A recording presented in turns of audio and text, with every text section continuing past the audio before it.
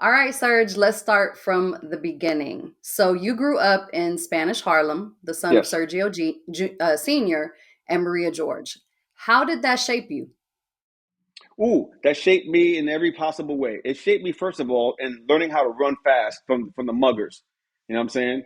So that's so I got my track skills really good and how to dodge people from trying to mug me in the elevator. So it shaped me there. That's number one. I grew up in the projects, the projects. So, but more importantly, musically, it was everything. So in the air was well, I grew up around black music in the '60s. So you had black music. Then my parents at home had Tito Rodriguez, Tito Puente, and Machito, the big band, Miguelito Valdez, and all that kind of stuff at home. So I used to go home to listen to that, which I didn't like. And in the street with my friends, we were listening to James Brown, uh,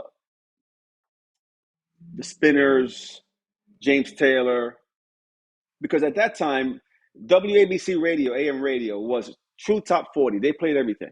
They played black music, soul music, James Taylor. They played Ohio players, the Spinners, black music. It was called soul music. So it was soul music. They played pop music.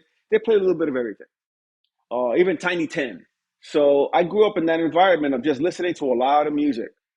And that formed me, and the streets formed me, New York City formed me, and my influences were black music, and then later on Puerto Ricans, who then started when I became a musician playing with Jews and with Italians, because the Italians were on the Pleasant Avenue on the east side of East Harlem, which is that restaurant called Rao's, that famous restaurant.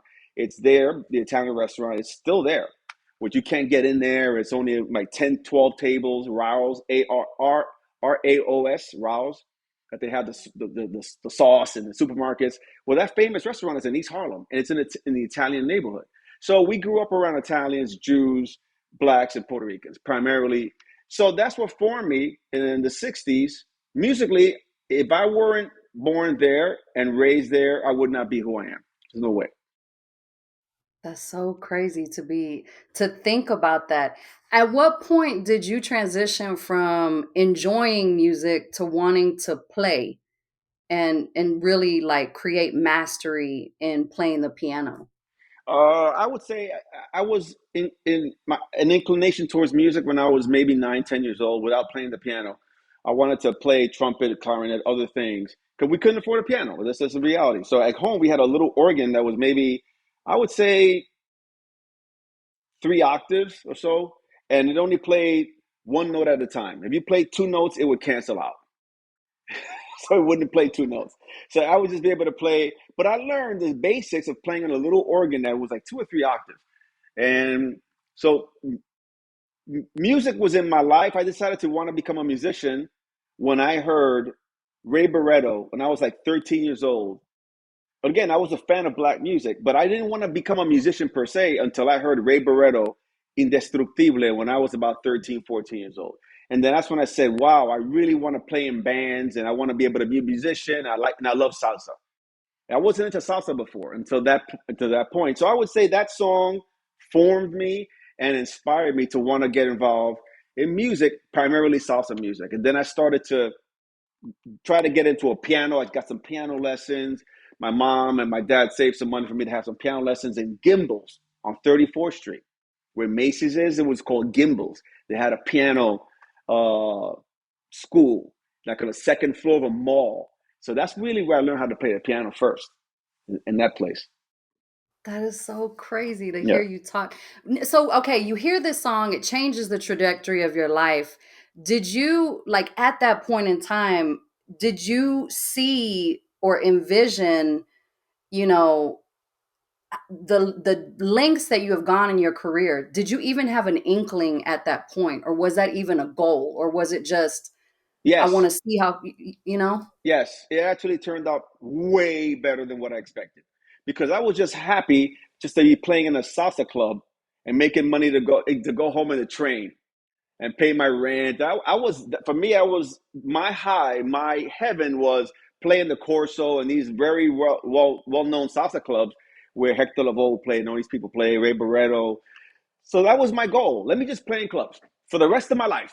You never imagine that the place is going to sell, the building's going to sell, and it'll go out of business, and the club owner will die. You never figure these things are going to happen, and the club will close. You just figure it's going to be there for the rest of mankind. So I said, I want to play in the Corso until I'm 70 years old. That's what I figured. I want to play in the club. So my goal was to simply play in the club. And that's what I did. I actually got to play in the club, and I hit around 17 years old. I got to try to sneak in. I got kicked out. Then I tried again a little bit. Then when I tried again when I was a 17-year-old musician, they tried to kick me out with my piano. They thought I was trying to sneak in carrying the piano for the piano player. That's what happened. And then somebody stepped in. No, don't throw him out. He's the piano player. They thought I was trying to sneak in by carrying the piano for the other guy.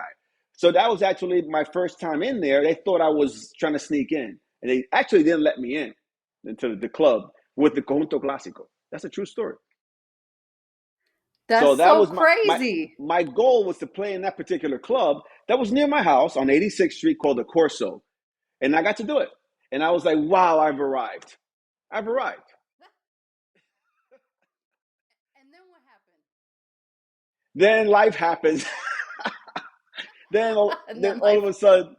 all of a sudden, um, you start getting involved, and the musicians, and then I was very sheltered. I was raised a mama's boy.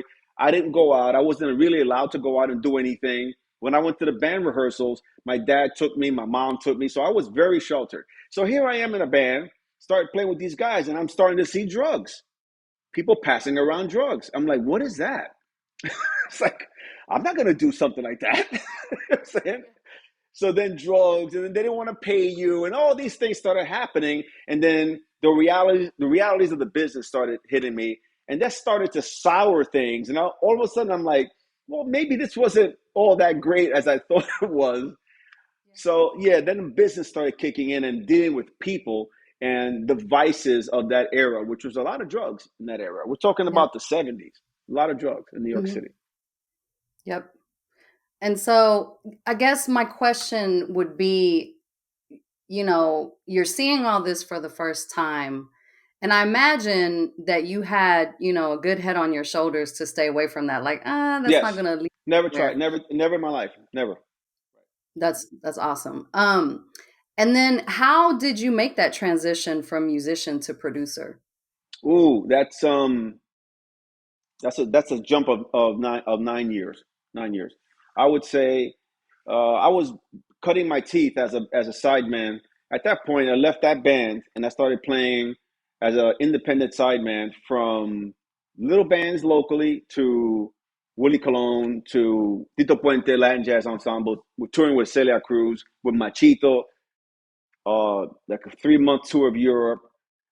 Yeah, so I became a sideman. At that point, I decided to take it serious because before I get there, I wanted to be a baseball player because I love music, but I want to just play it on the side. It's a hobby. I didn't really want to be a professional. I just want to do it as a hobby and play in the Corso forever, and then go have a job or whatever. So I wanted to play baseball, and I had a baseball scholarship playing in high school because that was my true passion.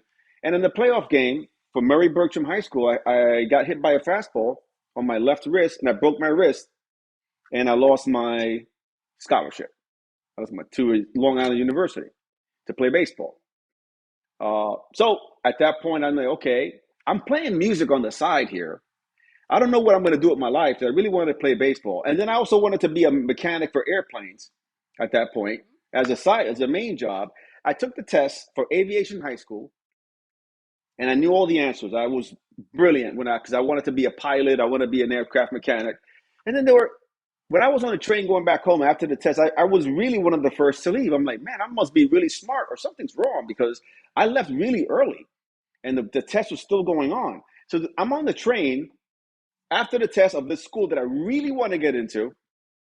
And then I remember that there were a series of questions that I never saw, that I studied all the questions. I'm like, but I didn't see this question and that question and that question about aviation. And then I said, wait a minute, I think two pages stuck together when I turned the page. So I missed all those questions and I failed. And then, okay, I lost my baseball scholarship. I lost aviation. What am I going to do in my life? I said I like music. So at some point after baseball, then music came about at But 18 let years me ask old. you a question though, real quick. As you're thinking this, are you thinking it with the feeling of like desperation, or is it just like, okay, well, what am I gonna do now? Because I feel Yeah, like I would be freaking out. Like I would be like, oh my God, what am I gonna do? but luckily I had music that I was always playing gigs here and there for $30, 35 bucks. I had it, to me, that was my hobby that I loved. I never really said I'm going to become an amazing musician. I just loved it. I love to play. But I really wanted to, because my father was like, get a job, get a job, get a job. Don't music doesn't pay. I see people drug addicts and they don't pay no money and you'll be broke. So listening to my dad, so I said, okay, let me try to get a job. So then that's when I started saying, let me try to do baseball was not going to happen. Let me try to do aviation. So at that point, when then I failed that test, music was always there, but it became like plan C, literally plan C. And then that's when I did. I just let me get in. So I never really panicked because I said, let me just try music. And that's what happened. But let me do it right. Then at 18, I started to take formal lessons on the piano. I started very late.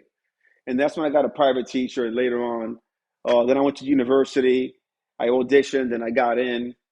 So yeah, and another situation about music, which sort of made me feel disenchanted when I failed my aviation high school test to get in there. I said, let me try a test for music and art high school, playing the trumpet. There was at the top high school in New York City for music at the time. I did the audition half-heartedly playing the trumpet. I was like, I don't really want to come here, but I took the test. I failed. And the teacher said in the remarks that got back to my music school in junior high school was like, not enough musical talent. I never forget that. That was the remarks of the teacher that failed me in music and art high school. Not enough musical talent. Wow. So I failed. There Wow. you go. So there. So I said, I didn't want music anyway. And that's what happened. So yeah, there's a series of like failures, quote unquote. And finally, I just said, let me just give this damn thing a try, man. After like years of just failing at everything, that's what happened. That's crazy. But it's so important, I think, for people to hear that because they see where you are now and they see what you've done and they see like who's in your orbit. And I think it's so easy just to assume that that's always the way that it's been, Right? but No. everybody always starts somewhere. And Right. so Look, it's really Letitia, cool I to think the most important thing I want to say in these kinds of conversations is for all of us on this earth that are preordained to do something specific here, right? The stars are aligned for you to do whatever it is that you want to do. The stars are really aligned. There is no way in the world that I could have predicted that I was going to become what I became. Okay, in other words, I tried baseball, I failed pretty much at everything, and music was always like, I don't know, whatever. The stars were aligned for me to do exactly what I'm doing, even though that wasn't necessarily my goal to become a professional musician until later on when I said, I don't have any other choice. This is what it is. Either this or I don't know, get a job at McDonald's. I mean, I don't know how to do anything else. So when the stars are aligned in your favor, you got to follow your goals. You got to follow your path, your journey, your mission. You have to follow it. It might not be what exactly that you look. This lesson that I learned, it might not be what you think it is, what you'd like for it to be. I wanted to be a baseball player, bam, failed. I wanted to be an aircraft mechanic, and failed. So those are the things that I wanted to do. Music was like a hobby as a fallback option, and here I am. So many times, thank God, I just said, let me just try this. You always have to be open-minded because you don't know what your ultimate calling in life is going to be. You just don't know. You don't know. And the stars always align for you in a particular thing that you're meant and you're born to do. So music for me was a hobby. I loved it, but I never said I want to become Quincy Jones. I just said I want to be able to play on weekends, my little piano as a side thing. And here I am. And then once I realized that this was my calling, then I just started getting into it and really learn and become the best person, the best musician that I could possibly be. So that's really what happened. But yeah, follow your calling. There's always an inner voice saying you just never know. Maybe what you want to do is not what you're meant to do. Don't just keep yourself locked into one particular thing because you just don't know. You don't really know what you're meant to do, but find it because we're all meant to do something. I love that. It's so interesting to hear you say that because everybody, it's always El Maestro Sergio George, right? El Maestro. Do you consider yourself that? And No, what has no. it taken for you to? I mean, it makes me uncomfortable. When I hear in maestro, it makes me really cringe. I'm like, "Ugh, maestro, ugh," every time. Even somebody in the street, maestro, I'm like, "Ugh." But what am I going to tell them? Don't call me that. I mean, it's just like, out of respect, thank you. But man, every time I hear somebody, I was in Puerto Rico just in the T-Mobile district. I was there doing a recording last week, and some young kids from California, maestro. I'm like, do you know who I am? They were like 25 years old. I said, yes, we have your records. Boom, boom, boom. But still, they were like maestro, maestro, maestro. And I don't consider myself that at all. At all. To me, I'm like, I don't know nothing about music. I know enough to do what I do, but to call myself a maestro, to me, maestro's Beethoven, Wagner, Mozart. To me, but you know what? If you would have asked those guys, they probably say the same thing. I'm not a maestro. It's like, who knows? But I don't consider myself that at all. I never walk around with the ego like I'm on my hands. I'm a maestro, nothing. Nah. Not in my view. You know, I love that though about you though because I think that there's always more to it, right? Because if you reach the top of the mountain, like where do you go from there? right, So right. I do love that. Um, Switching gears a little bit, and I'm excited to talk to you about this because I think I've known you for such a long time, and I'm just interested to see like what your thoughts are on social media Yes, and how that like impacts how you do business, how you think about an artist's potential or investment, return on investment, because there's the creation right, of music, but music is very much a business, and right, it's very much your business. And so, um, back in the day, I feel like A&R was a real thing. Like people would take a chance on a virtual unknown and right, spend the time and the money to develop them. But now it feels like those conversations are very data driven and very much like, what have you already done and what have you created and what are you bringing to the table right. before I even think about investing my time Sure, and my money? sure. Like what are your thoughts on that? I love social media. I'm on it every day. Obviously, I love social media. I love that it has empowered. As far as music is concerned, it has empowered the artist to now not depend on a person to want to get behind your song because of any political reason. You do it yourself. If it's got legs, if it's got quality, and it's different, and you can get some fans, it can go viral pretty fairly quickly. So the power is in the creator. That's the part that I love. The power's in the creator because back in the day, the power was in somebody else that their opinion of you mattered. And if they didn't like you, even on a personal note, they decided not to put money behind your project and nobody would ever hear from you, even though you had the talent to get out there because that person decided your fate. Okay. Those days are gone. Those days are over. So that's why social media now is so important for emerging artists.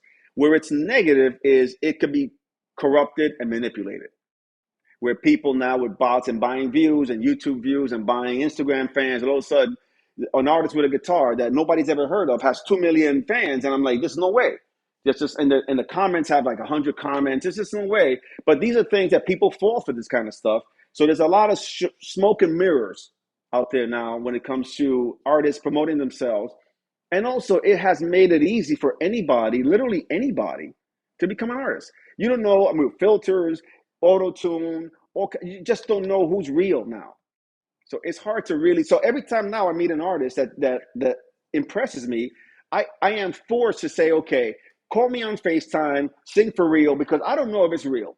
I don't know who. First of all, I don't even know you exist.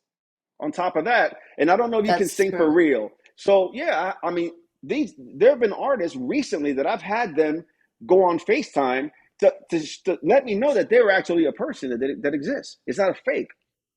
So, and it's also when it comes to technology, anybody can become a producer, anybody can become an artist. So it has shortened the lifespan of songs because now Mhm. the public has a very ADD mentality where they love a song, they'll chew it up for 2, 3, 4 weeks, they'll spit it out and give me the next one. So very few things last. So it's got its pros and cons. I generally love what it's about because it has empowered the creator, but at the same time, it can lead to certain corruptions. And there's always going to be corruption, whether it was vinyl, whether it was cassettes, whether it was CDs, and with social media, it's always going to be present. So corruption is always going to exist. But yeah, generally speaking, I love where the social media world is at, and I use it to the max.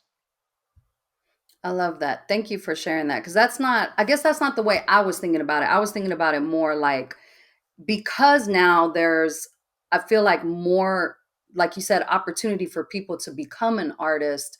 How do you stand out in a sea of people who might be, doing the same type of music? Visually, they look the same. Sonically, it sounds similar.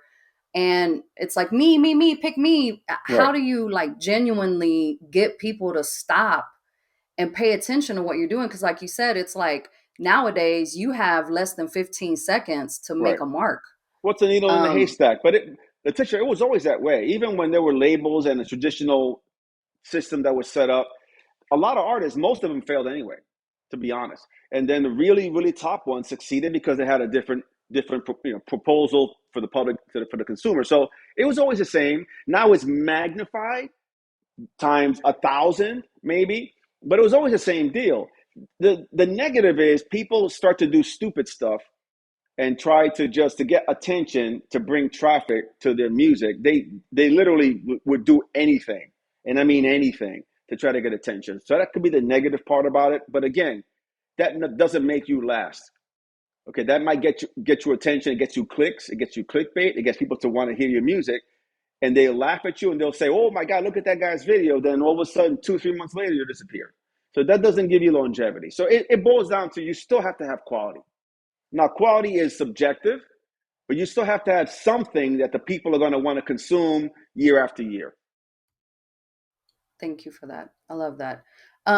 Let me ask you another question. So I think another thing that social media has done has brought fans and music creatives closer together, Right, right? Because everything now, I mean, so Beyonce is on her Renaissance tour, and there's people, all right, over social media putting it on there, and every little, inaccuracy or misstep or error, so to speak, has been documented. And so, how have you navigated that? Because I think before there was like a certain distance between you and the fans, or right, artists that you're working with and the fans. But now it's just like, you could be walking to a restaurant and somebody captures your content and it's right, taken out of context and misconstrued. And now, right. how do you handle that? It changes your life. Well, first of all, uh, music has become bigger than ever. That's one thing. The artist that is not constantly feeding content to their fans or will be forgotten. I don't care how good you are. So you got to constantly feed your fans content. Now, how you live your life, you live under a microscope. So basically, you got to be careful everything you do, where you're seen, with who you're seen with, what you're doing when you're seen. Okay, everything now matters. How you're dressed. I mean, I'm in Atlanta walking around, and there are people that recognize me here. Believe it or not, in Atlanta, Miami, oh, forget about it. Puerto Rico, ni hablar. Peru, forget. I mean, so everywhere I go, especially Puerto Rico. So now it makes you dress differently. Where am I going to eat? Who am I with? Who wants a picture? I don't know who you are. I don't know what you've been doing. So that person could be some kind of drug dealer. All of a sudden wants a picture. The next thing you know, it's in the media that you're with a drug dealer. So you don't even know who the person is. So these are things that you got to be wary of. You got to have your guard up and your antennas up constantly, constantly. So these are things that didn't exist before. Now there's a camera everywhere, which is good also. It keeps you on your toes, keeps you out of trouble. Keeps you, because if you do anything, people are gonna know about it. But They're gonna what know. does that mean for like your, like, a lot of talk about mental health and self-care and boundaries. You're in a media circus, Right. and there's like, you know everybody weighing in that don't even know you personally. Like, how do you not let that affect you? It does affect you. Especially when people look. What affects you the most is when people start to defame you, and they start to create rumors. They start to create narratives that didn't happen, that don't exist, and it becomes reality. So that's really when it starts to affect you. I don't care who you are. When you're hearing a lot of things that are just not true, that people said, that you said, they take things out of context. In an interview, they spice it together. I mean, I see it all. They've done it to me. So these are things that affect you, and you become a prisoner to your own vice. You become a prisoner in your home. You don't want to talk to people many times. I mean, you see a lot of big artists that will not do interviews unless it's with a particular person and a medium that they trust, because things get cut, it gets edited for clicks and for clickbait. So you got to be very careful as to who you speak to. So yeah, it does affect mental health, especially when they start to basically defame you, when they start to create things that didn't happen, or say that you were doing a certain thing, take things out of context, they run with it, the public believes it, and next thing you know, you're a villain, and you have your own fans turning against you again on things that you never did. So that can affect your mental health, and it affected mine. You get really pissed because this is unfair. This is not even true, and people are just racking up their money on their clicks on a lie. And then who do you sue? So sometimes nobody, you don't know who put the thing up there. It's not verified by anybody, but it goes viral, and next thing you know, it becomes true. It becomes fact. So yes, there are mental health issues that come into play now, especially because now one becomes a prisoner. You really do. That's crazy. How are you coping with that? Like, I can imagine how stressful that is, and how it's, like you said, you get upset, you get angry, because it's like that didn't happen. What do you do? Like, do you go on the, like, defensive and try to, like, preserve your character? Do you just let it ride out and wait for, like, the It next it it all shock? depends. It all depends. Mhm. I try my best to just clear the air out of some misunderstanding. I've been for years. That I said a certain thing. Again, they take it out of context. They put a different headline on it to sell clicks. So I have to put out a press release, or I got to do a live. So this happened to me recently in Peru, where I'm involved in a lawsuit because of a complete blatant lie. My company with my partner, we're suing an artist who says such and such thing, and they went to a TV show and they just fabricated facts, and all of a sudden everybody started like slamming me. I was getting death threats. I had to write Oh my Twitter. God. I had to write Twitter to say, look, man, Twitter actually responded fairly quickly within minutes, and basically suspended. I suspended a few accounts. I mean, I was getting death threats from people. I'm like, for something I didn't even do.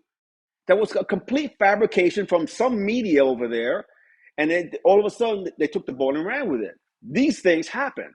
So you're sort of used to it, and you learn to just take a deep breath and resolve the issue. But man, it's a drag when you spend a lot of your day, a lot of time, basically fighting rumors and defamation of character. And who do you go after?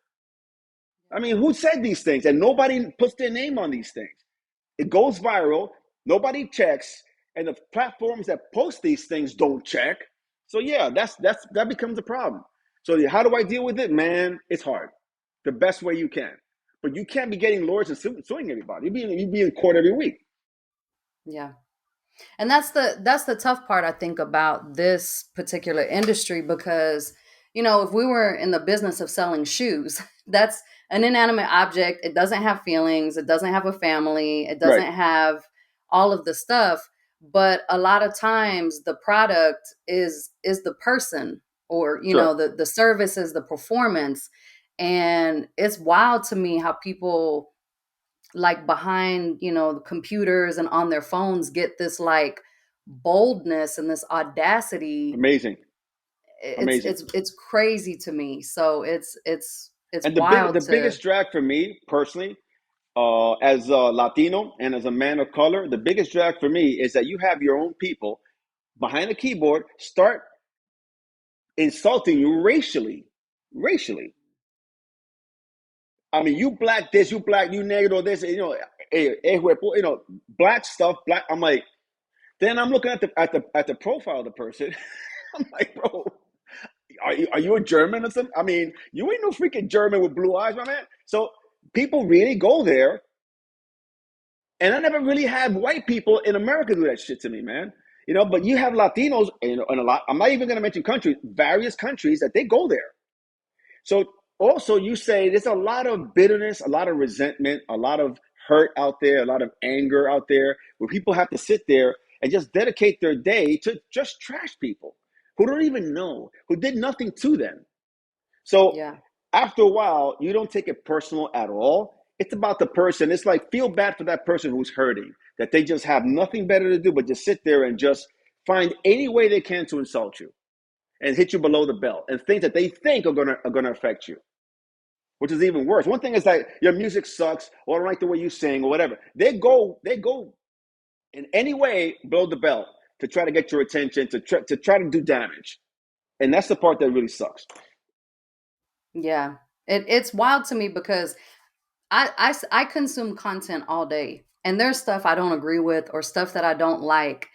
And it just never moves me to the point where I would even leave a comment. You know what I mean? It's just like, okay, well, I'm just going to keep scrolling. I don't have to interact with this content, but it doesn't make me feel some type of way to where I ever want to respond to it. Like, oh my God, this is trash. Yeah, It's for like, no, sure. I No, just, yeah, for sure. No, no, no. yeah, You can't that's respond because crazy. once you respond, and I've done that. Once you respond, it's a can of worms. It's Pandora's box. Not only is that person going to get fuel, but then the other haters will start hitting. I mean, all of a sudden, it becomes a larger story than you just let it go. It just has legs of its own by responding. Just don't even respond. That's wild. It's wild though because I've seen some of the stuff online about you, and I'm just like, knowing you, I'm like, there's a deeper thing to what's being said, and it's just so unfortunate I mean, they've had because me. They've had me having affairs. All. I mean, everything. Everything. They saw me coming out of a hotel with this particular artist, and her hair was wet. I'm like, people get creative with lies. They get creative with lies. That they saw me coming out of a hotel and her hair was wet. I'm like, where'd you come up with this? I mean, And I mean, then you know you what, know, with Photoshop, with filters, with I mean, it's crazy the amount of manipulation that you really need to question every piece of content that you're consuming. Because I mean, I heard a Whitney Houston cover by an AI artist that does not exist and is on a major label and is not even a living, breathing, sentient being. right. And so, yeah, that's crazy. That is so Yeah, wild where's that it? Where's it? Look, I think at the end of the day, it's going to be regulated, and it will be good for the business. No different than when Napster came out. Everybody said that's the end of the music business. No one's going to pay for music anymore. Well, that's not true. All of a sudden, that led to iTunes and led to what now we have Spotify, Apple Music, and Pandora. So yeah, these things always spur change in things that we don't see yet.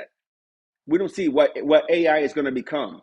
We're seeing it now, like, oh my God, they're going to be cloning everybody. But it will become something that's going to become valuable and effective, like everything else. Like Napster, at the end of the day, became Spotify and Apple Music and iTunes. So yeah, and everybody thought the end of the music business was going to come because of Napster. yep, No one was going to pay for any more music, and that wasn't the case. It's actually the business is bigger now than it's ever been. Than it's ever yep, been.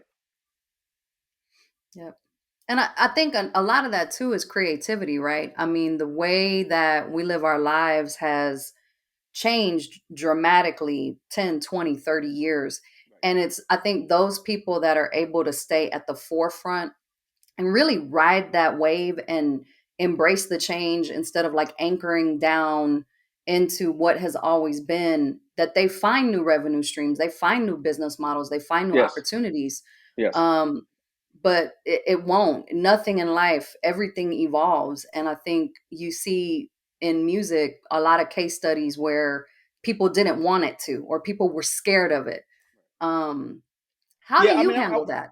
I was reading a book the other day, and it was very simple. People think too complicated. They think too far ahead of themselves. But this book is really simple. Every great creation that comes up every whatever amount of years, the minerals, the metals, the electronics, everything needed already exists. It's already here. It's not like God is making a new metal that's going to make a new capacitor. Everything that's needed to just push that rocket that's going to that now the SpaceX that lands on a launch pad, the rocket from SpaceX. Well, that technology has always been here for thousands of years. But Yeah. somebody discovers it and says, "Hey, what if we take this that nobody's ever used? It's like my kitchen. What if I take this Japanese barbecue sauce and put it with this? And now all of a sudden you have your own sauce, and you don't have to go out and buy it in the supermarket. So everything already exists, and it just takes bright people to say, "Let me take this and with that and with that and that rocket ship, let it just land instead of just landing in the ocean, breaking apart. Let it just come land intact." But that technology always existed. It's always been here. Everything's already here that we need. Everything's here. So it's up to us now to find a way to create it. Because God is not Mm, making anything new. It's already here. mm. I love that. I'm definitely gonna think about that because it's so beautiful that all of the elements, all of the things that needed for innovation and for solving some of the world's biggest problems are here. We're just not maybe seeing it, or the time for Yet. it to unfold has not happened yet. Yet. That's Correct. that's really But dope. it's already So here. Everything's here. so thinking about future and thinking about innovation. First off, congrats for the Latin Grammy nomination for La Thank you. Formula Thank from you. Maluma and Mark. Thank you. Um, I can't not have you here and not ask you about the future of salsa music. Right. Right. Okay. Uh, this is like the most asked topic in the Yep. last few years. And now, before I was afraid to answer because it was always taken out of context. And I used to I mean, people making videos hating on me, trashing me, because you got these hardcore salseros that are like, "Who are you? And you ain't nothing," whatever. So I have a book coming out. It's going to come out in November. Ataca Sergio is my book. And basically, it's talking about, for the most part, it's like motivational type of things, but it's also talking about where salsa stands. Okay, so I'll say it here as a preview of what's in the book. Salsa music has to. Okay, let's start for what is salsa music. Salsa music is Afro-Cuban music. Salsa is a name. It's a marketing name. Okay, it started as cha cha cha, guaguancó, different rhythms from Cuba. Okay, cha cha cha, mambo, different rhythms, and then it found its way to New York City. The fusion of the New York City musicians in the 50s with the black musicians here, the Jews, the Italians, who were the big dancers. The greatest dancers here were also Jews and Italians in New York City. The Palladium. All of a sudden, somewhere in the late 60s, because of marketing, apparently it started in Venezuela, apparently, a radio DJ or program director there, called it all salsa. Called it everything. Let's make it easy instead of cha cha cha, la bomba, la plena, el mambo. Let's call it one thing because otherwise we're not going to sell this thing. We're just trying to just trying to call each rhythm different things and song. Let's just call it one thing. Let's put it in a pot and call it salsa. Okay, that's what salsa music is. It's a marketing name, but it's a marketing name that has all these elements included. Okay, the different fusions. And then in New York City, it fused with jazz, it fused with a lot of the big band, it fused with the street, the early sounds of hip hop, which later became later on Africa Bambaataa and these hip hop artists. Well, the earlier things, the rapping and all that stuff started in the streets of New York City with salsa, Afro Cuban music. So the origins of that really, salsa has a lot to do with the origins of hip hop music and the drum. Mm, Okay, so then that's what salsa music became, a fusion of different things of what was happening in the streets at that particular moment in time. That's mm, what salsa music is. It's only a marketing name mixed in with whatever's happening at the time. What was happening at the time was discrimination, drug use, LSD, all these things in New York City, and songs reflected what was happening in the streets. Okay, fast forward. Where is salsa going now? Basically, where it's always had to go. It has to fuse and mix what's happening in the streets today. What is happening in the streets today is urban music. We want to call it trap, we want to call it reggaeton, whatever you want to call it. That is what's happening. So salsa music, Afro-Cuban music, in order to survive, and grow, which it can and it probably will, it has to fuse with urban artists, urban music, because the essence of what salsa is always came from fusion. That's what it's always been. And that's what it always will be. Otherwise, we're doing cha cha cha and mambo. Salsa became a melting pot of different things of whatever was happening at that particular moment in time. So it has to happen again. It has to now fuse with what's happening now, which is fusion of urban artists. Whether it's urban artists doing salsa or it's artists that are leaning urban, that you bring them here to do salsa the way they hear it and with a new sound without really changing the Afro-Cuban element of it, but it basically needs to blend with the urban movement. That is, it's if not, it will revert to what it was in the 50s and 60s of cha-cha-cha and mambo. Then all of a sudden you don't have it anymore. Because salsa was always a marketing name of fusion of different elements. So it has to become what it's always been. That's really simple. And whoever doesn't like to hear that is because they're purists. They want to hear the Hector Lavoe, the Frankie Ruiz, and all that other shit, which is cool. But that is not. That's also a fusion of Afro-Cuban music. Hector Lavoe is a fusion.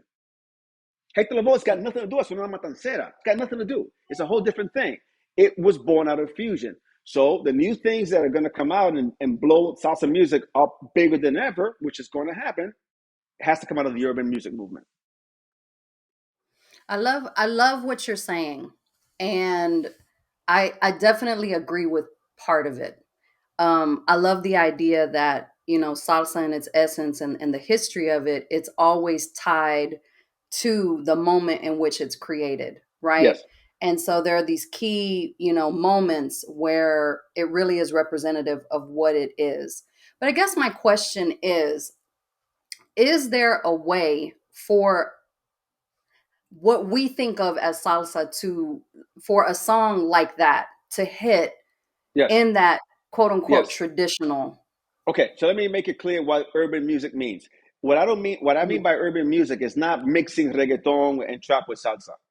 That is, that you have a little section that you do that, fine. But that's not necessarily what I mean. What I mean is that an urban leaning, urbanized artist that can relate to the audiences of today has to sing the music their way. You don't have to change. Salsa music has always been what it's been for 100 years.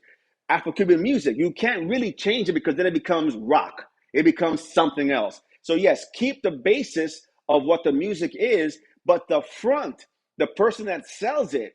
Look, what Hector Lavoe was doing with Willie Colon revolutionized Latin music, but the music was still Afro-Cuban. A couple of different elements, but it's still la campana, el timbal, the bass line, the piano. It was the same thing, but they were different. They had the sideburns, they had the mafia look, they had the cat. So they were like, "Wow, these guys are my."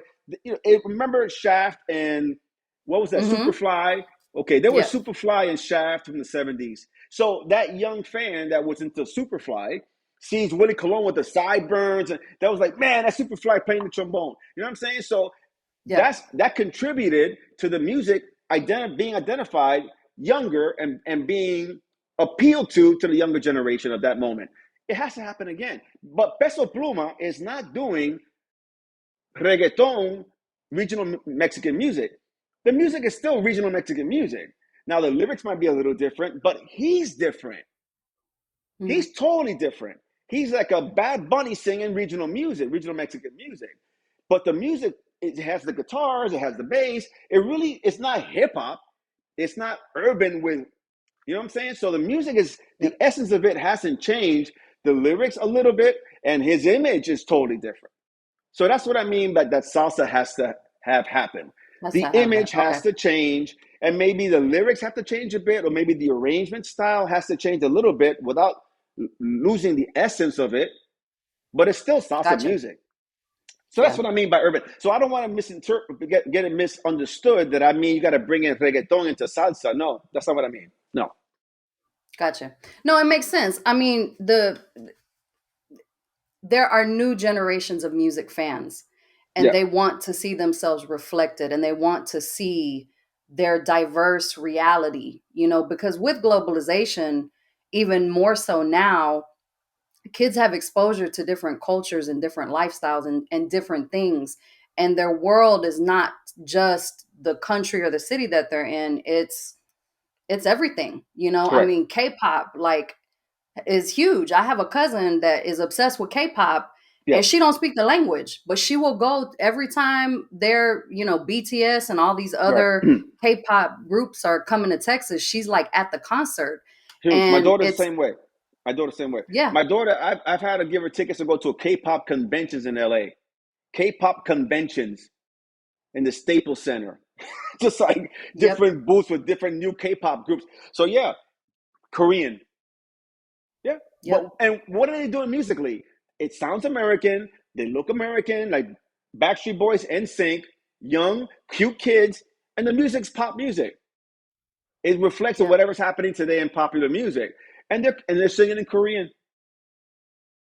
Isn't And that kids are awesome? eating it up who don't even know what they're Yeah, saying. So you don't think that can happen in Spanish?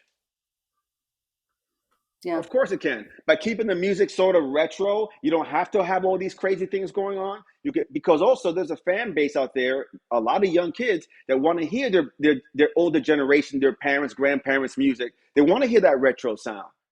Of course, so you yeah. can't get overly too complicated because all of a sudden it doesn't become organic enough for them, and it doesn't have la raza for them. They want to hear their culture, so you got to give it to them. Yeah. Yep. I love that. Thank you for clarifying that, because I'm like, wait a minute, somebody might misconstrue that and Yes, take it out of yes, context. And yes. you've always been at the forefront, I feel like, of pushing salsa. I remember DLG coming out, and I think you had told the story of, people were like, how can you have a guy rapping on the song? And why would you do that? And you're switching things up. And now to me, DLG is just like the baseline of what was to come in terms of innovation for tropical music.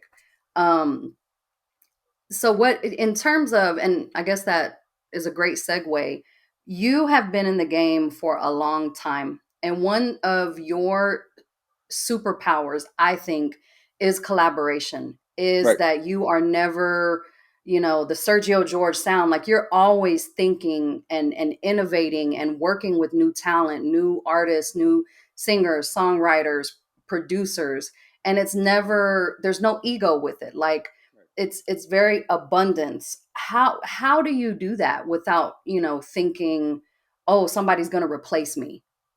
Like, do you Share, ever? sharing is multiplying. Okay. So first of all, it comes from the basis of what I do comes from I need to give back. I need to help other people. I need to open doors for others. And in return, that other person, other people are going to bring new ideas into the mix that are always going to keep me fresh and keep me current. Okay. But I don't really do it for that purpose of keeping me current. I'm like, look, this person has mad talent. They're amazing. I love for them to get out there and get exposure. I'm going to help them. And by helping them, they help you. So it's the Bible is the verses in the Bible of you have to give to receive. So basically it comes from that. I want to be able to open doors and help those people that I feel deserve a break. And in turn, they're going to reciprocate and say, hey, I got an idea for this, and then they come with great ideas. So it always comes from wanting to help other people and wanting to give back. So yes, I have been doing that for basically all my career as a producer, giving other people opportunities. And there is no ego, but the ones that have the ego, they fall because there's always going to be some young kid's going to come up better than you with a cheaper idea and better idea than you. It's always going to happen. So look, I've always said I want that next salsa producer to be bigger than me. What I hope is that I got the person working with me, or I sign him or her. That's what I hope for. But I know that there will be somebody producing salsa music that is going to have maybe not the track record or the years of success, but they're going to have bigger hits than me. It's inevitable. That's just the way it is. And I was also talking to Mark about that, Mark Anthony about that same thing, where it's inevitable some young kid is gonna come out with a smash salsa song to eclipse what Mark has done. They won't have the 30, 40 years of success that Mark has had, but they're gonna have big songs, maybe even bigger than what he's done. Because that's the way it always is. Michael Jordan was Michael Jordan, but then here comes LeBron James, and here comes Steph Curry, and here comes, you know what I'm saying? It's always going to evolve. And no matter how good Michael Jordan is, LeBron James has made more money. So, and now, now Michael has been amazingly smart in investing, and he's been become a billionaire because of his investments. But salary wise, NBA salary wise, LeBron James has made more than Michael Jordan. Now, the debate of who's better than who is irrelevant. LeBron has made much more than Michael Jordan. And now Michael is considered the best NBA player of all time, but LeBron has made more. So it's going to happen in music. Bad Bunny made more probably than Daddy Yankee. And somebody's going to make more than Bad Bunny. So it just is the way it is. So, yes, I want to be able to help for that person who will become that next big producer to say, man, Sergio George was there, man. That guy, he's the man. He helped me out. I mean, I want him to be my mentor. And I'm going to be chilling out on the beach. And I'm in Hawaii somewhere mentoring somebody, you know what I'm saying? So, yeah, that's going to happen because that person is going to recognize that you were there when nobody believed in them. And that people don't Mm, forget, man. People don't forget. they They don't. don't. They really don't. So, and I have so many questions for you. So mindset is a huge thing for you. And I just think back to when I was working with you and I got my start in music. One of the things that I've just always appreciated, even now, about our relationship is that you always just pour so much wisdom and you're always, giving me perspective and things to think about that aren't even on my radar. And so I want to kind of just, you know, shoot at you some of the things, the common obstacles and challenges that music creatives or music professionals, people that want to be in music, Right. face, just to get like your advice and your perspective. So, a huge one, obviously, is lack of resources, lack of money, lack of connections, like specifically for people who are probably starting out and they're like, Right. how do I do this when I don't have the money? Right. Okay. I started out with no resources, no connections, no money. Zero. I just had one guy. His name is Mitch Froman. When I got called to play with Tito Puente, I was 17 years old, 18 years old. That he said, man, I like the way you play. I was subbing for somebody else on a Monday night at the LaGuardia Airport Motor Inn. Monday night, Mambo night. There was like 20 people in the place. But I played the piano, and the guy said, give me your phone number. My business card. I used to make up business cards in a printing shop. Here's my business card. So I gave the guy my business card. He called me he recommended me here, here, here. Next thing you know, that one person, when I had no money, I was making maybe $40 with Tito Puente. I had no resources, no connections. Somebody recommended me. He took my phone number. Next thing you know, he started calling some people. Hey, I know a piano player. I know a piano player. Now it became like, wow, Sergio George playing piano with Tito Puente and here and here and here. One guy. And I had no connections because the guy just heard me. He says, hey, I like the way you play. Give me your phone number.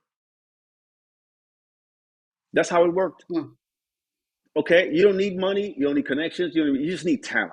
You need something that the consumer's going to want to consume or that somebody's going to want to buy. And just keep trying. You keep trying. It took me 9 years to get my first arrangement on the radio playing. 9 years as a sideman. 9 years. Making How 35, did you 40, not? 50 bucks.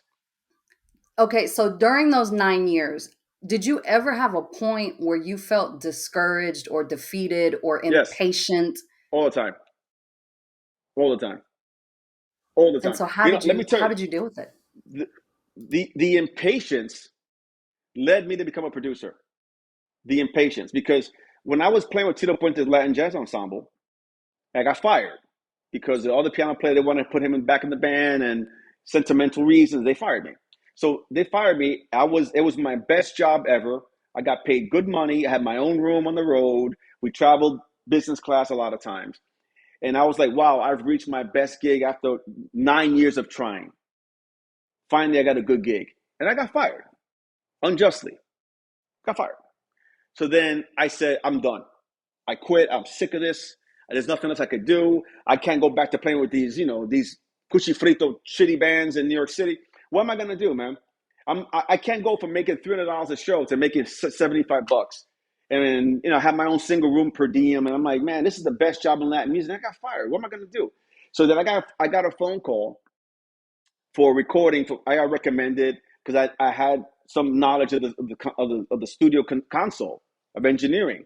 So because I knew that, a Colombian guy called me He didn't speak English. He wanted to come record in New York City with some top Latin musicians. I was a piano player, and I helped him coordinate recording studios with a Black American engineer. We recorded. His name was Alberto Barros. We recorded the record, Grupo Star. It sounded really good. The record was nice. Uh, it was a brand new band. So in the studio, I was already fed up. I had just been fired by Tito Puente. So I was like, look, man, I'm in New York City. I said, what is this recording for? It's a band, and we're going to start in Colombia, a new band. You have a piano player for that new band? No, I don't have one. But I said, well, here's my number in case you need a piano player. He said, but you're willing to go to Colombia from New York? I said, look, I want to get out of New York. I'm done. I'm impatient. I'm sick of this place. I want to get the hell out of here. Then, you give your number. People say, oh, yeah, sure, sure. The guy called me. The guy actually called me. He said, look, I know you told me this. Really? I was on the next plane. I moved to Colombia, to Medellin, Colombia, Medellin. And being there, I was only a piano player. That's where I started hanging out with the public, going to clubs, little pubs, little bars to hear music. Salsa was not big there. It was cumbia music. So then I started listening to cumbia, cumbia, cumbia, cumbia, doing some cumbia recordings. Then I started getting tired of cumbia. I said, let me go back to New York City after about a year. And when I returned back to New York City after living in Medellin, Tito Nieves called me that he was doing a new record with RMM Ralph Mercado. He says, I heard about you being in Colombia. I don't know exactly what you were doing, but I'd love to have you as an arranger. One thing led to another. Next thing you know, I started writing arrangements for him. There was a song called Sonambulo. I said, okay, how can I combine that Medellin experience of making it simple? That way I can attract a cumbia fan there with the salsa fan from New York City and Puerto Rico. That's what I did. So the experience of living in Colombia and the simplicity of the music, combine that with New York City and Puerto Rico. Next thing you know, my career as a producer was born out of impatience. So yeah, sometimes you're like, look, man, I'm going to change. I want to change. I'm sick of this. Something's got to happen. And you know what's going to happen? Something happens. Something happens. It's not necessarily exactly what you think's going to happen. Because I thought I was going to move to Colombia, fall in love, and have a family and never come back. No, I left. I got bored. I said, I got to come back. But I wasn't a producer. I was just an arranger here and there. Next thing you know, that hit made me a producer. That's what happened. So it was born out of impatience and frustration. It's okay, man. It's okay to be pissed. You know what I'm saying? You gotta be pissed off because that shows passion. You're showing your creator, like, look, what's going on, man? Help me here, man. You know what I'm saying? And And then it comes. the help arrives. It does. But if you do nothing, like, well, let me see what happens. No, man. You gotta get pissed. It's like, man, shit, help me. God, help me. I can't take it. And that's what happened. I love that that. But it's that's a so cavalry. true. Yeah. It's so true. Okay, next one. Fear of failure and or fear of rejection. Right. Neither one I have. Zero. All my biggest successes have been failures, quote unquote failures. They've been experiences. Rejection, I don't care about rejection. When I was younger, I did. When I was younger, I cared about rejection. Well, you don't like me, rejection from a woman or from you, whatever. Rejection. I didn't like rejection. It's like, oh my God. Now it's like, please reject me because I want you to know that I don't give a shit that you reject me. Please do. Please do. How did you get to that Yeah. place though? How did you Oh, like, you know what I'm saying? because it Is it doesn't just matter what for, people think. At the end of the day, you know what? If you do what you're meant to do and do it to the best of your abilities, things will open up for you. Okay, not because five people or five critics don't like what you did or whatever it is. You just learn from your mistakes. You say, okay, let me go back to the drawing board. But at the end of the day, you get tired of people just hating on you because it becomes from just hate. It doesn't become from an objective opinion or an informed opinion. It becomes, I just don't like them. I'm gonna just trash them. So after a while, you're like, I don't give a shit. What do you think? Because I'm gonna just do what I feel is right. Even if I make a mistake, it's my mistake, and I'll learn from it. I'll go back to the drawing board. But I'm not gonna care what anybody thinks because at one time I lost my hair because of stress of caring what people think, what they thought, and like, oh my God, what are they gonna think? Oh, at the end of the day, it doesn't matter what they think. Do what you're meant to do what you're born to do, and you're going to succeed. You're not gonna fail. You are born to succeed, man. All of us are. Just stay on your path and don't stray. Don't manipulate. Stay there. And when things don't go right, make a little detour and get back on track, man. It's okay. Whatever somebody thinks doesn't matter. I can have 5 flops. Right now, I can say, look, I can put out 10 singles on an artist and they all fail. All of them. The 11th one will be a big smash. Most people after failure after failure after failure, they quit. They quit. It's like a lottery ticket. It takes one song, one Mm. artist, one opportunity changes your life. One person. One person. That's all it takes. So just keep going until you find that one person or that one opportunity or that one song. Keep going. It's going to happen. I love that. And it might not It's happen for you to be the next Bad Bunny or for you to be the next Maluma, but maybe you'll be the next hot engineer or you'll be the next hot designer or the next digital photographer in a video show. Maybe it's something that you're not even aware that you can do because it's not on your radar. You're trying to be what you want to be, but it's not your calling. So keep going because it will eventually lead you to where you're supposed to go. But just don't sit at home, do nothing. Nobody's going to knock on your door and just make things happen for you. it's true. It's true. I guess for me, and I've been talking, to my friends about this. I love people that have that attitude where it's like, I got to go out and I got to make things happen. But I've always Right, been a literal person. So I'm like, all right, cool. Well, you got to make things happen. What exactly did you do? You know what I'm saying? right, Like, right, right. you know, what are the tasks? Like, what should artists be focusing on? What should people who want to be in this business, like, practical steps or things that they should be thinking about or doing daily? Stop beating a dead horse. Okay. When you keep trying something, trying, it's not working, then it's not going to work. There's a reason why it's not working. Or you make an adjustment, you shift the strategy, you take it someplace else, or whatever it is, but don't beat a dead horse because some people keep insisting that their stuff is hot, their song is the best, or whatever it is, and they keep getting rejected. That's called the stop beating the dead horse syndrome. Stop. Change. You can't expect different results doing the same thing. Change. Something's got to change. So basically, yes, stop being the dead horse. And I tell that to myself. That's why now I brush off the quote unquote failures quickly. I'm like, okay, let it go. It didn't work. Don't blame anybody. Maybe it's the wrong song, the wrong moment, the wrong whatever. Just keep going. But change something. Change it a little bit. Don't expect a flop to become a hit, but it was a flop already 10 times. Keep making your changes and your adjustments. It's like Con Edison with the light bulb. Keep making your changes, make your adjustments.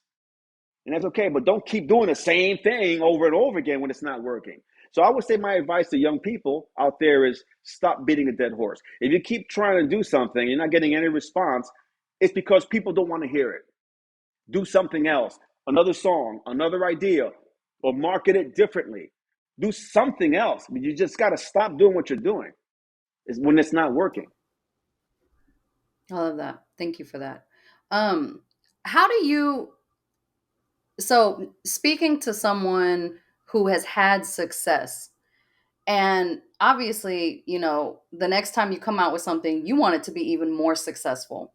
Yes, But you kind of see that expectation of, how do you top? How does Sergio George top what Sergio George did last year or the year before or 5 years ago? How do you approach that? How do you think about that? can't possibly top it. You can't think that way because you go crazy. Then the next thing you know, it doesn't become art. It becomes too targeted, too driven, too manipulated. Let it just flow the way everything else flowed. It became a big hit to begin with. Let things just flow and go with the flow. So don't try to manipulate and don't try to outdo yourself because you're going to be doing less than what you did before, way less. Don't focus on that. I don't focus on, I had a big hit here. I need a bit. I used to put pressure on myself and I started purposely doing things to sort of copy what worked for me before in the big hit. And that was a mistake because people already loved that big hit. They didn't want to hear a carbon copy of that big hit. They want to say, okay, what else are you going to bring me now? But and they realize that this guy's just copying the same thing he did before.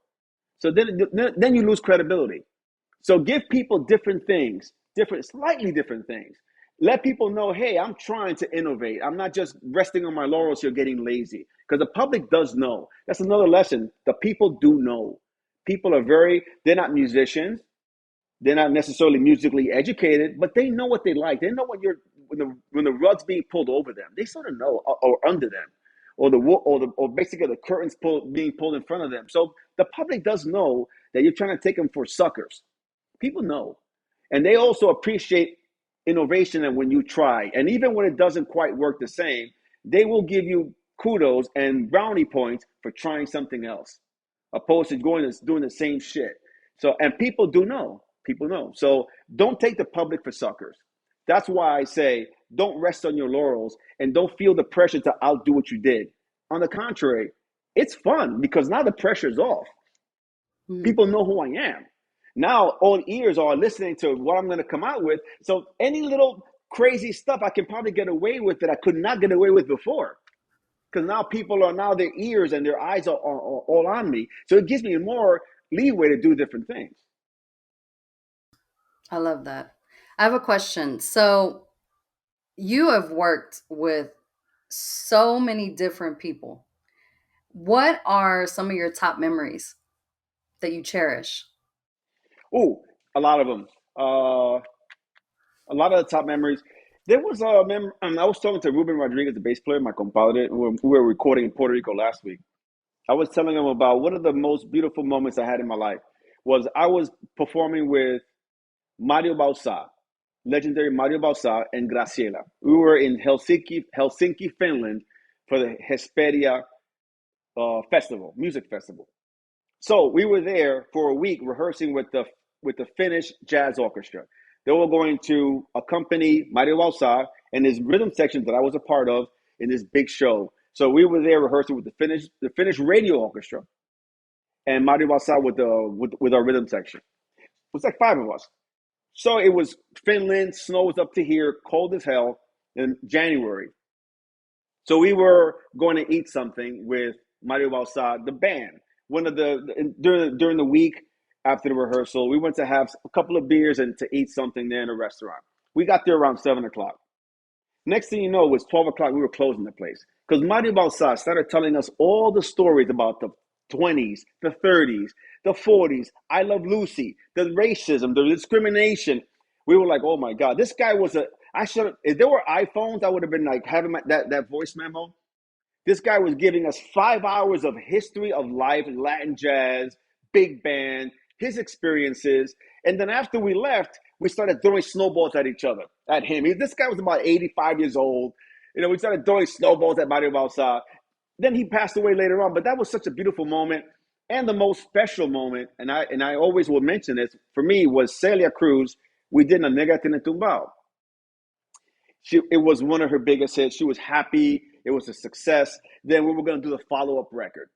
So in the follow-up record, right about a couple of weeks or a month before starting the follow-up record, before that, I did a song called Ríe y Llora with Fernando Osorio. We wrote a song.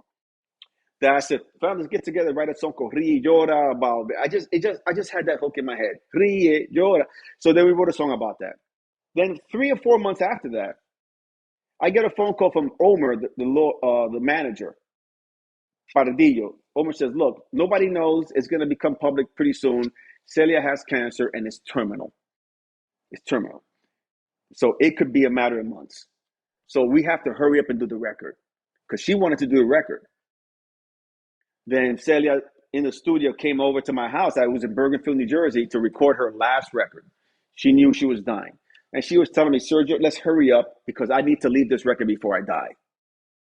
Okay. So I was like, man, it's a person that I really admire so much. And there was such a cariño, such an affection for, like a mom telling me, help me finish this quickly because I'm dying. And we don't know, it could be any moment. So then she didn't have any memory. She basically lost her memory to memorize things. I think she remembered people, but she wouldn't remember things that she read. So the songs that we were doing, I had to sing the lines for her line by line. After one line, she learned the line. Okay, let's record. Then she recorded that line. Okay, next line. I sang it for her. She learned the next line. She sang it. So we recorded the entire album line by line by line. I sang Mm, every line for her. And then she, oh, okay, that's how it goes. And then she sang it. Okay, what's the next line? Whole album like that with the pressure of she could die at any moment. Any moment. mm, And then you had Omer calling me, says, well, how's it going? You had Sony calling me, look, we know, but it's sensitive, but how's it going? And Celia, I'm like, so I was producing under an immense amount of pressure for somebody that was about to die, and really at any moment, we didn't know. And Celia was like, please hurry on top of that. But it was so beautiful that somebody of that stature put basically her musical life, her last record in my hands, and I had to do it that way, basically singing it for her line by line. So that was such a special moment. And after she died, they buried her with that was the burial song mm, in the cemetery in the Bronx. That song that I wrote months before, that I had no idea that it was that she had cancer. They buried her. They lowered the casket into the ground with that song. With that song, Hora. So then, I'm not sure exactly when, a few months after, the Latin Grammy nominations were announced for that particular mm, year.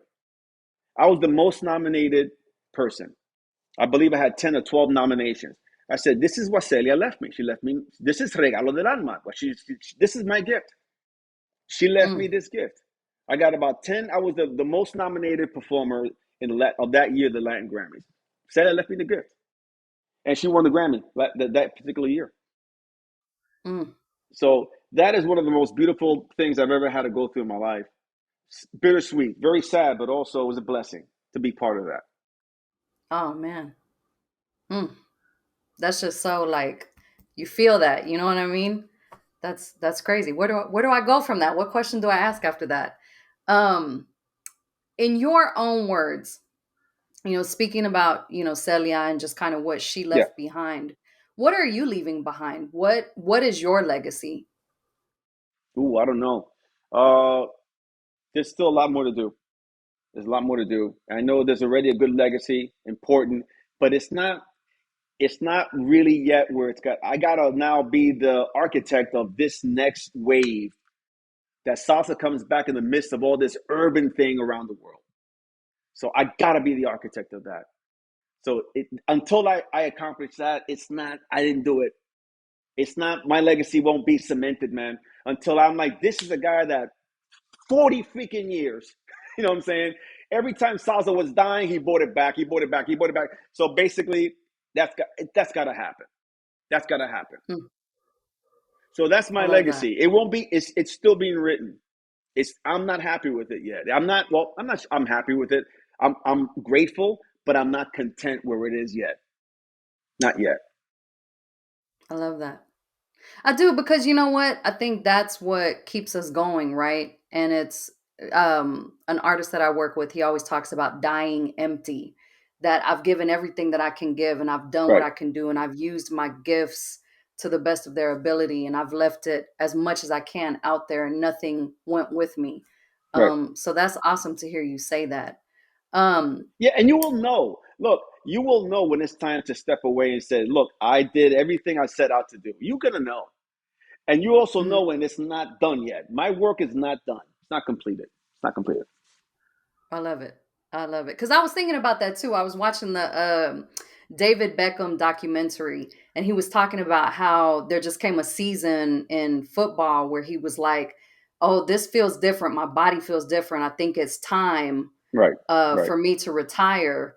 And then, he went on to, become an owner. And Sure. so his journey transitioned. But I'm like, I wonder if Serge ever has those moments where you kind of think about, retiring, like you said, to Hawaii and being on the beach. No, man. Look, when I play in these sessions that I'm doing now, ironically, I'm doing a record now with Sony. That is exactly what I'm talking about. I'm bringing these urban guys to do salsa music, and the salsa is straight ahead danceable salsa with these urban, these so far Jay Wheeler has sung, Justin Quiles, Yankee is on a track, Maluma's gonna do a track, Lenny Tavares is doing. I'm working on getting Mike Tower, so I'm getting all these big urban guys to do these salsa tracks. So now when I'm playing the piano, man, I'm having more fun. I am, to me, playing better than ever.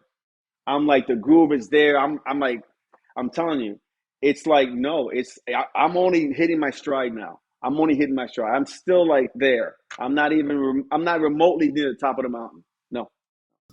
I love it. And I love and what I appreciate about that is I feel like all of those names is not surprising to me because you know the music that you've done and created has been part of the soundtrack of their lives, of all of our Completely. lives, really. Completely. Yes, And so completely. I think to be able to work with you for them has got to be like a treat as well, you know? Yeah, Letitia, I was saying my better friends as far as artists are concerned, other than Mark, my best friends in music are all urban guys. Urban guys. I don't really have really one salsa person who's a friend. I can't. I mean, as an artist, I not really one, other than Mark, who's it's a whole different animal. But other than Mark, there's nobody. Why? Partly because I still think there's a little bit of hidden resentment, hidden frustration because some of the comments that I've made that have been misconstrued, maybe they feel like I changed the sound where they're no longer as relevant as they were because they don't sound like me. So I do feel, or maybe they want to work with me and I'm not interested. I'd rather work with the urban guys any day. So there's a lot of resentment. So I'm not really close to really any salsa person. But the urban guys, I mean, these guys that are on the records, these guys are my friends. I mean, for Maluma's a close friend, close friend. Daddy Yankee, you very well know. Go back 20 years friendship. So all these guys are cool, and we're fans of each other. And there's always Mm-hmm. communication when I run into them in these award shows, respect, Mm-hmm. maestro, all this kind of stuff. And these guys are big stars, man. These guys are big Yeah. stars. But So wait, hold up. yeah, I gotta circle back though, because that was also on my list of things to ask you about. Because I understand, working relationships and things are taken out of context and misconstrued. Is the door open for reconciliation? Is that something that maybe in the future could happen? where? Like for anybody that you've worked with in the past that you were talking about, maybe they have like resentment or they feel some type of way, or things taken out of Uh, context or timing or I have to respectfully say no. Respectfully say no. okay. I think that water is already under the bridge. I'm not interested. Not because I'm not interested in reconciliation. It's because I'm already so far ahead of what I want to do, and that's not in my panorama. It's just not. I mean, if they want to, hey, what do you think about this? My opinion, sure, absolutely, stuff like that. They want it. But as far as reconciliation of me wanting to work with them again, I'm not there anymore. I'm not there anymore. I mean, and look, when I ran into Ruben Blades, there was a Giovanni Hidalgo percussionist who had some kind of surgery, diabetes surgery, and there was a benefit for him to raise funds in Lehman College in the Bronx years ago. And I ran into Ruben Mhm. Blades backstage with Bernie Williams, a baseball player.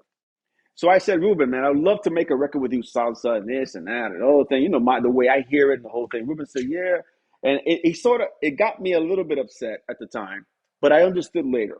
Ruben said, look, I'm not there anymore. A lot of my friends are dying, and there's things that I want to do that I don't want to leave, I don't want to leave undone. I got a tango record, I got a big band record, I got a bolero record. I mean, I have all these things that I want to do because too many people are dying. I'm getting older. I don't want to leave these things undone. And I'm just not there anymore. I'm like, man, I felt a little bit dejected. I now know what he's saying. I know exactly what he's Mhm. saying. I'm in the same boat. I'm not, Letitia, I'm not there anymore. I'm not there anymore. I want to do things that are going to move the dial in a big way, worldwide speaking. I don't want to do a little salsa record for somebody to get a gig someplace in a club in Cali, Colombia. You know what I'm saying? Or some Mhm. kind of festival with 15 other salsa bands. I'm not there, man. I'm just not there. I did it already. It's done. Let somebody else do it. So there's no reconciliation because there's no anger on my part, or there is no resentment from me towards them as to how they feel towards me. But I'm just not there. I'm just Yeah. not where they're at. I'm saying no one's better than anybody, but I'm not there.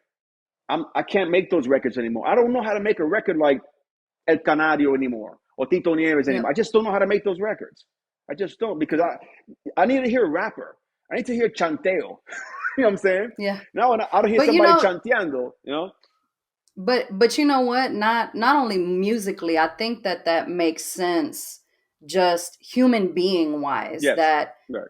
the person you were 10, 20, 30, 40, however many years ago, that's not who you are now. And No. so, wish the people and the things in those chapters well, but you're right, you're just in a different headspace. You're Right. Sergio George Right. 2023, and so I do think that that makes perfect sense.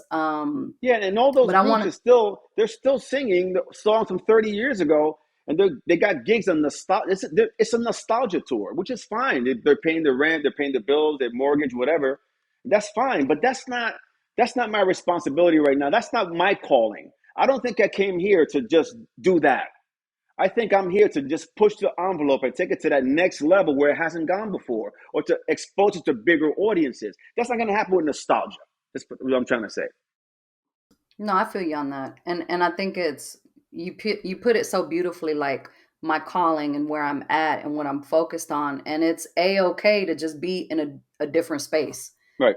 Right. and it happens to all of us, just life wise. Um, Okay, so because you're Sergio George, I need to know, what are three songs that must absolutely be included if we were to do the soundtrack to Sergio George's life? They don't have to be like your favorite, but they absolutely need to be included in that soundtrack. Okay. I would say, in my opinion, there's probably three artists as far as what I've worked with in salsa music that helped push it to the next generation. One is Tito Nieves. One of those songs there, whether it's I don't know, De Mi Namorate, one of those type of songs. Sonámbulo de Mi Namorate. Later on, then comes, I would say, Mark. That's with Hasta Que Te Conocí, especially that first album. That was really groundbreaking and sort of brought a whole new generation to salsa music. Then shortly after that, I would say DLG, No Morirá, and those kinds of songs that brought a whole other generation. So I would say anyone, well, Tito Nieves, I would say De Mi Namorate, maybe one of those records, but Mark Hasta Que Te Conocí, one of those songs on his first album. And of course, DLG, No Morirá was the very, very first single that we put out in that group. So I would say those three things helped usher that music into new generations. So that stuff spans 35 years. Those artists span 35 years. So Mm. basically, in those 35 years, the music moved. If it weren't for those three people and those three artists, the music would never have gone from where it was 35 years ago. It would have stayed stuck back there. So that's the importance of those particular recordings. I love that. Um, I love asking this question, and I recognize the um, blessing that it is to share this space with you. What should I be asking you? What do you wish people would ask you? That's a great question. What should people ask me? Why isn't it working? Why isn't it working? Okay, it's not working because you are doing the wrong thing, or you got to give it more time, be a little bit more patient, or you got to make some adjustments. So doing the wrong thing means maybe you should be doing something else. Okay. A. B. Maybe you need to be a little bit more patient. Or C. Make some adjustments on what you're doing. It could be either one of those three things. But that is what I would want somebody to ask me. Why isn't it working? It's got to be one of those three things. Maybe you have no business being involved in it. Maybe you just got to wait a little bit. Maybe you got to be a little bit more patient. Or maybe you just have to make some adjustments on what you have, which is cool, but you just have to make some minor adjustments. How do you know though? How do you know which one of the three it is? Because the universe will tell you. I mean, it's hard to explain that. It's really true. I mean, the signs are going to point, man. The signs are going to point you where you should go. They're going to be clear. And sometimes the signs are going to be basically, sometimes, Letitia, when the resistance is harder and harder and harder, that means you're closer and closer and closer. Many Mm, times when there's no resistance, that means maybe it's not, you can tell when something's about to pop big when there's massive resistance. Mm, Massive resistance. You're like, why is there so much resistance? Because you're about to bloom. It's about to bloom. Now is when you got to push that extra to get through. You're there. It's giving birth. It's there. It's there. And that's the time you mm, have to really buckle down and not quit. And it's easiest to quit is when you got massive resistance. But that is when you are so close to your goal. So yeah, you're gonna know. The mm, problem is most people when they have massive resistance, they think this is not meant to be. I'm done. They walk away when the thing is about to pop. mm. Stay in the game. So when the resistance comes, you're gonna know. When something's too easy, something's wrong. Something's wrong. It can't be easy. Can't be easy. Mm. I love that. Somebody's going to get blessed by that. And that somebody's me. Right, It's right. like you always know what to say to me, even without knowing like what's going on. I always get a word from you. And I'm excited that other people get this as well. So you mentioned a book dropping, Ataca Yes. Sergio. What else? And you mentioned a new album. What else is on the radar for you? I signed an artist out of Buenos Aires, Argentina. I signed an artist. He's 19 years old, an amazing young artist. Somebody says, okay, a new salsa artist? Yes. Why? 19. Singer songwriter, producer, Argentina, salsa. That he is a salsero from Argentina who was doing salsa, came to me with his own salsa tracks that sounded hot. So I'm like, okay, here I go again, being Christopher Columbus. I am going to go down to Argentina and charter in these uncharted territories, you know what I'm saying, and just take my freaking flag, you know, in places that And nobody's ever say, here been we to go. before. So that's what it is. It's a massive challenge. There's a country that never had a salsero ever, and this kid is 19, who looks like NSYNC Justin Timberlake. On top of that, and he sings and writes his own songs and produces. So yeah, I'm like, okay, I wasn't thinking about working with another new artist. I'm like, well, damn, okay, here I go again. Christopher Columbus is back. You know, There you go. There you go. Thank you so much for this. I appreciate it. You have been, my mentor. You gave me my start in this industry. I probably would not have returned to music had it not been for you and some of the conversations. It's like I said, you just always know what to say to me. And I'm just so grateful for you. And I'm grateful to you for giving me a chance all those years ago and for still like answering my phone calls and my texts. right, right.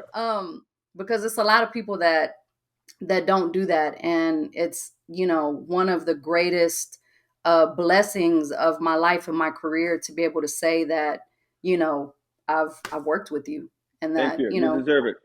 And and I return your text first of all because you're a massive talent. You have a lot of creativity. You have a lot of motivating others, okay, including myself.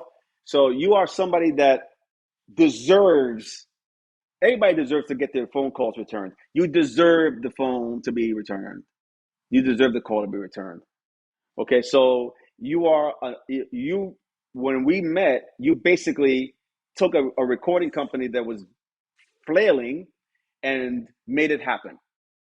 You know what I'm saying? And became a valuable piece of Latin music for a period of time until you decided to move on. But you were on a path that you were going to become a major executive in Latin music here. You were. But then maybe you just got tired of whatever you were doing for a variety of reasons. People just want to change up a little bit. And you did. But now you're back. So you know what? You're back and you hit your stride like nothing ever happened. And you're going to be back where you belong. And all these years have passed by, and you're going to be back where you belong, like nothing ever happened. And here we are doing this podcast, like nothing ever happened. And this is my first podcast, really, like this. No way. It is my first. I've done some other, podcasts, but not like this intelligent and this long with somebody that really prepared well in the questions. Yeah, this is my first. My first. Thank you.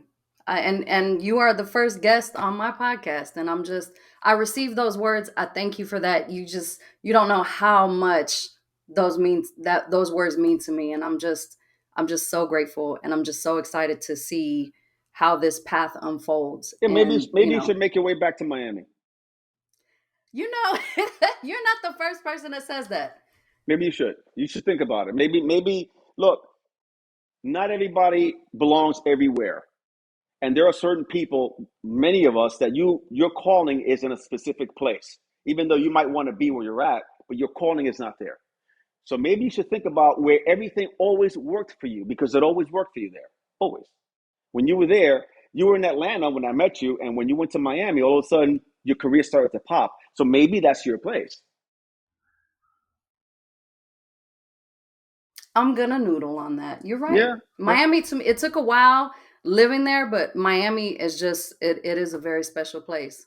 So I yeah. received that word. I received that word. And Miami And now has grown far more than when you were here in mhm. Miami. I mean, I'm in Atlanta, and I'm always in Miami. I was there last week doing this recording for what was I doing there? Oh, Atlanta Rose. I was working with Atlanta Rose in Miami.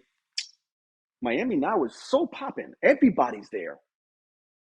Everybody's there. Studios are popping. Musicians are working. There's song camps happening every week. It's popping there, man. Popping there. This is the thing that y'all might not know about Sergio George. Y'all are seeing it firsthand. Serge is a master salesperson. He will have you change your complete life and do it so convincingly. So Yeah, yeah. yeah, No, thank y'all you. will. I was in the staring at the Mandarin Oriental Hotel, and Uh-huh. eating breakfast at 7 in the morning. And the next table, some guys looking at me. I figured they know who I am. Then we started talking. They're the managers of Lunai, Gabby Music Lunai. Then I was with a half hour saying that kid's gotta be my record. These are the reasons. Blah, blah, blah. I mean, I was hammering it to these guys. They were like, "Yes, okay, okay, he's gonna be on." That's the thing. I remember, oh my God, and then I will let you go because I know you gotta get going. I remember working with you when I first started as a production coordinator, and you'd be like, all right, Letitia, we're about to do this record. I want to do it in New York. I want New York musicians. I want that New York sound. We can record it here. I want these engineers. I want this, that. So here I am, like scribbling everything down furiously. Okay, okay, cool. And I want to go these days and I want to do this and I just want to get it done. Okay, great, Serge. Like hang up the phone, start working on everything. And then literally 24 hours, you would be like, nah, Letitia, forget that. We're going to go to Puerto Rico. I want that Puerto Rico sound. I want it to be like this, and then I want this, and I want it to have, and I'm like, but Serge, I just locked everything in for New York.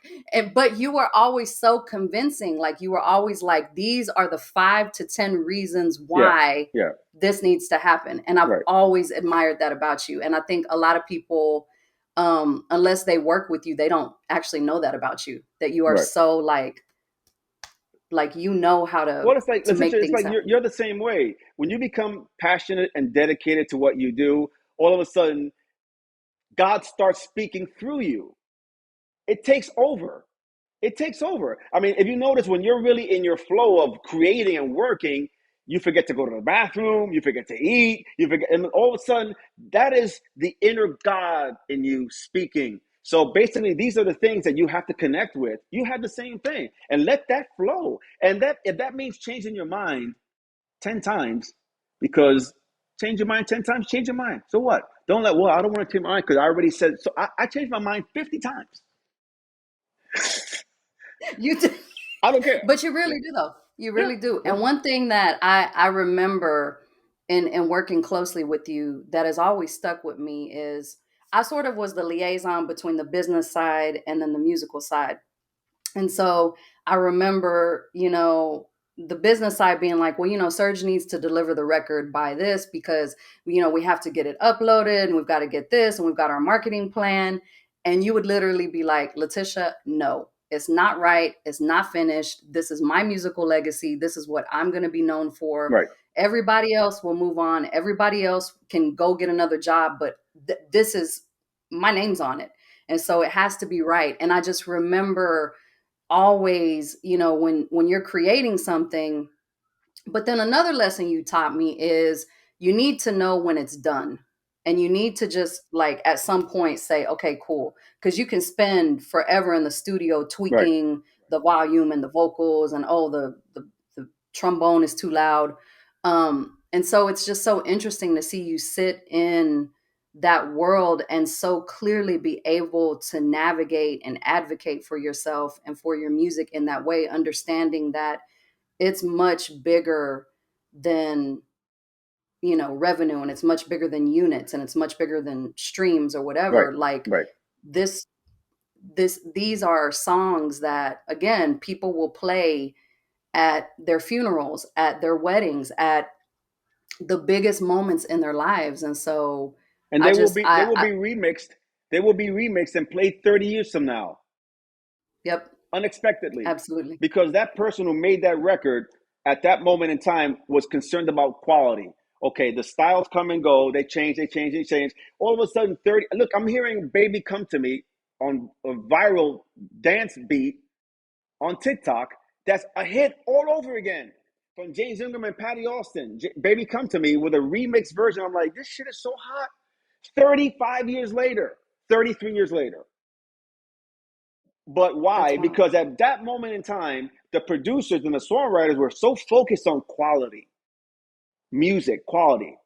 And here you are, here you go 30 something years later, somebody remixed it, and you got young kids dancing to the song that they weren't even, their parents weren't born. Yep. And they're making viral videos, dancing. I mean, so that's what I'm saying. So you got to focus on the quality, focus on music, focus on what is the best that you can do. And we've always spoken about that. Forget the deadlines, Yep. man. The deadlines come and go. Let them wait.